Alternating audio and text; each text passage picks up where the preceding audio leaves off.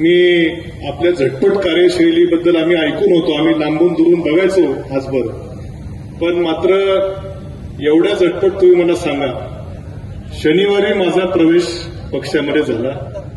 रविवारी उमेदवारी जाहीर झाली आणि गुरुवारी मी आमदार झालो.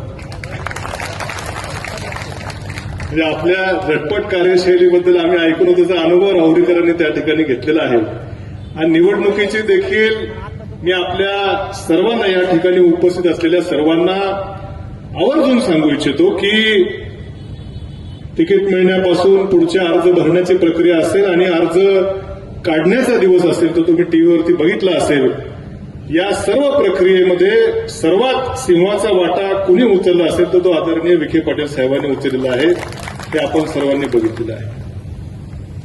खरं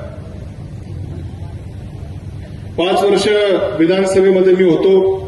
आता मी पुन्हा आलो, विधानसभेत नाही पण विधान परिषदेत आलो आणि मला खात्री आहे की ही जी संधी साहेब आपण मला या ठिकाणी दिलेली आहे, या संधीच्या रूपानं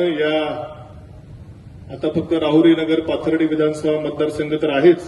परंतु जिल्ह्यातल्या स्थानिक स्वराज्य संस्थांचे देखील प्रश्न विधान परिषदेच्या सभागृहात मांडण्याची जी संधी आपण मला दिली, या संधीचं निश्चितपणे सार्थक करून दाखवल्याशिवाय राहणार नाही, अशी ग्वाही आपल्याला आम्हा सर्वांच्या उपस्थित या ठिकाणी देतो.